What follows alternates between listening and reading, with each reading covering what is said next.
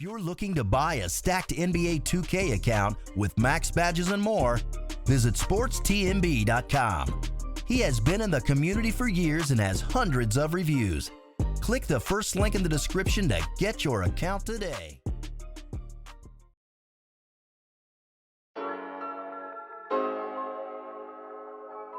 Before this video starts, if you enjoy this video, there are many more like it on the channel already, with many more like it to come in the future, so subscribe. I am trying to hit 100,000 subscribers by the end of the year, so I would really appreciate it. Also, I am less than 200 subscribers away from hitting 69K, so join the exclusive club by subscribing now, I guess. Also, if you have not heard by now, I started a new Hawks My GM series on a second channel. If you enjoyed the Timberwolves series that I did previously, you're going to enjoy this one. There are 3 episodes out now. Episode 4 will be going up tomorrow or Sunday, so go give that a look. But with all that out of the way, continuing the Trades Revisited series, it was time to go back further in history because I've covered pretty much every major trade in recent history. But this trade that the OKC Thunder made with the Houston Rockets 8 years ago is going to go down as one of the worst trades in NBA history. See, I was hard on the Knicks for trading an amazing second option for basically nothing, but they didn't trade an MVP and one of the greatest offensive players ever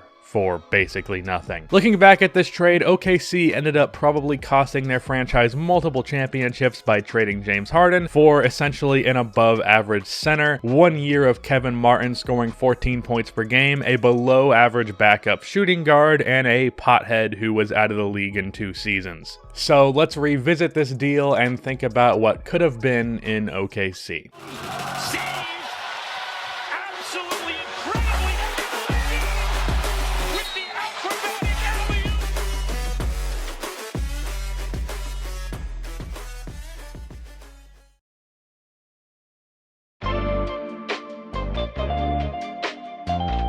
This is a weird trade where you could potentially say that 2 out of the 3 parties here really lost this deal. One are clear losers, the other one is up for interpretation, and we will talk about that in a bit, but obviously the clear loser here is OKC. Let's talk about them first because they are the clear losers. The reason the Thunder ended up trading James Harden was he was refusing a low-ball contract extension that they were offering him. After a finals appearance in 2012, OKC with a young core of 4 players had a really bright future. Kevin Durant was a generational scoring talent. He already had 3 scoring titles by the time they made the finals, and he was only 24 years old. His right-hand man, Russell Westbrook, was a solid complementary piece at the point guard spot. He was bringing in over 20 a game. He was also a damn good passer. He wasn't a good shooter, and he had some questionable decision-making, but he was still very talented. Then there was a third guy in Serge Ibaka who was a defensive phenom, earning the name Serge Ibaka as he led the league in blocks 2 times, averaging 3.7 a game the season they made the finals. And then offensively, he was a great offensive rebounder, good finisher, and had a reliable mid-range jumper. And then off of the bench, they had Harden as the 6th man that averaged 17, 4, and 4 on incredible efficiency with a 66% true shooting percentage. Harden was actually arguably a better scorer than Westbrook at the time. I would say he was, but because of Westbrook's playmaking, he emerged as the clear second guy. And with him being a better defensive player, it also made it easier to put him in the starting lineup with James Harden as the 6th man. KD at this point was 24 years old. Both Westbrook and Ibaka were 23, and James Harden was just 22.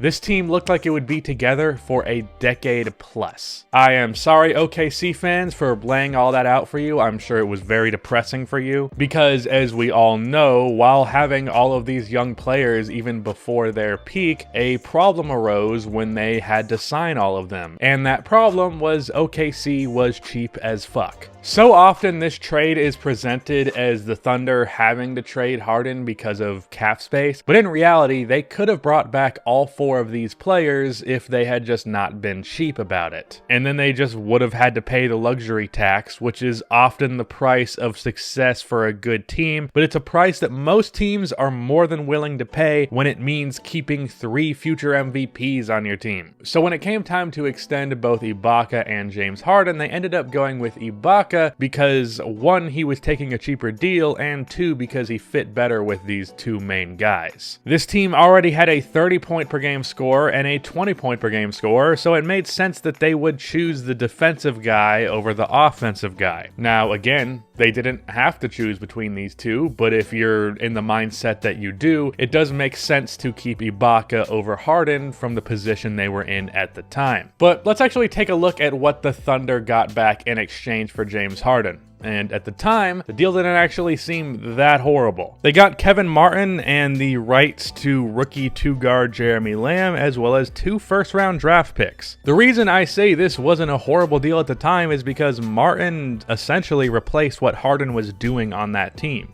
Previously in Houston and before that in Sacramento, Martin was a pretty damn good scorer and very good shooter. He averaged 21 a game on solid efficiency in Houston, and at his peak, he was averaging 23 a game on 45, 40, 86 splits. He was a damn good shooter, a good shot creator, and overall just a good replacement for James Harden for the role that Harden was currently filling on that OKC team. Because Harden being a 6th man at the time meant them replacing him with a 20-point per game scorer to come off of the bench was a pretty damn good replacement. And then add in a young lottery pick in Jeremy Lamb who had a lot of potential, as well as 2 other firsts, and this is a solid enough deal at the time. When you're looking at it from the perspective that the people in OKC were looking at it, this is actually a pretty damn good return. But there is a flaw in their perspective, and we will talk about that in a bit. But let's look at what these assets OKC got back became. First of all, Martin was fine in OKC. He brought in 14 points per game on good splits. He shot 43% from 3 on 5 attempts a game.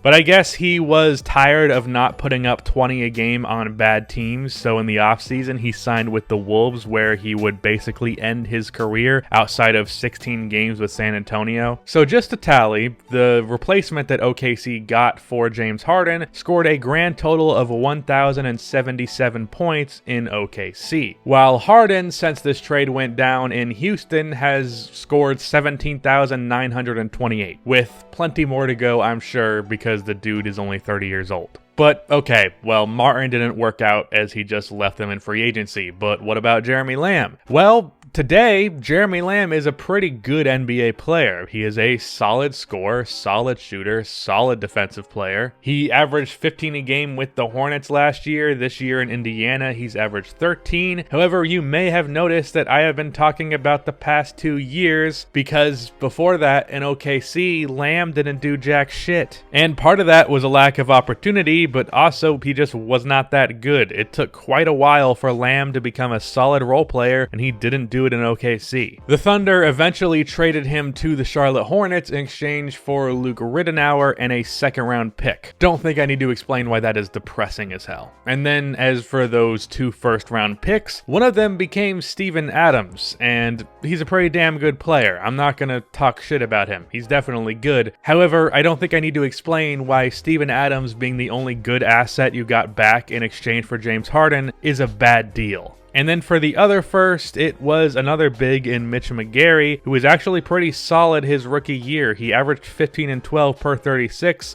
showed signs off of the bench, but in his 2nd year, he fell off statistically, and he was eventually kicked out of the league because he was a pothead. Stay off the weed!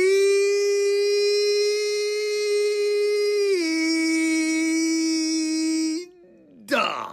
Actually, smoke weed if you want to. I really don't care what you do with your life. But it's safe to say that Mitch Mcgary became essentially nothing, which means this trade was basically Steven Adams for James Harden. Boy.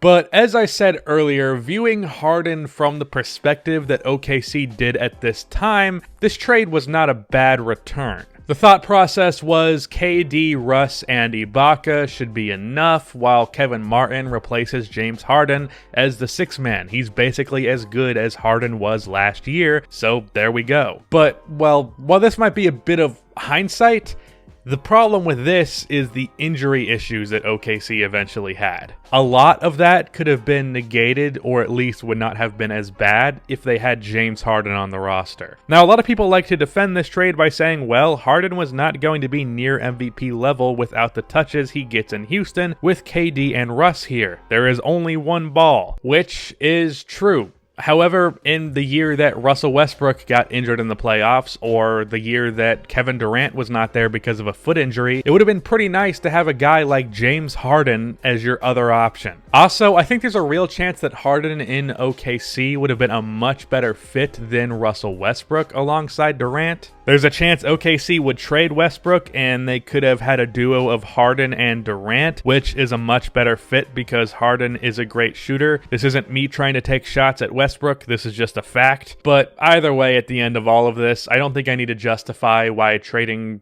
James Harden for Steven Adams is not ideal. But now let's briefly look at this trade from Harden's perspective as well as Houston's. For Houston, good job. What is weird to think about is Houston got Martin in a 3-team deal for Tracy McGrady, so in a way, James Harden was traded for Tracy McGrady, which is a mindfuck to me. But as for Harden, I said earlier that there was a viewpoint here where Harden actually lost here, which really is up for interpretation because it really depends on how much you value individual success versus team success. If the hypothetical where Westbrook eventually gets traded happens, Harden and Kevin Durant become the greatest offensive duo of all time. I would consider Durant and Curry the best offensive duo, but in this hypothetical, those two likely don't pair up, which is a whole nother thing. But there's a good chance that OKC would win a championship or two and Harden would be a big part of that. But if Russ stuck around and they won that way, there's a good chance he would be viewed in the same lens as Ray Allen or Klay Thompson rather than as a top 30 player of all time and one of the best offensive players ever. I would say the hypothetical where he's winning in OKC is better because he would have the rings, which I personally value over anything else, but I also understand the other viewpoint. And I did want to point this out at some point, but it didn't really fit within the flow of what I was saying in the video, so I figured I would end on it. I just find it hilarious that people say that OKC learned its lesson by giving Enes Kanter a big contract extension. They learned their lesson from James Harden by signing Enes fucking Kanter. That's just comedy. But yeah, that's the end of this video. Please be sure to like and subscribe for more NBA content like this, and cue the outro music.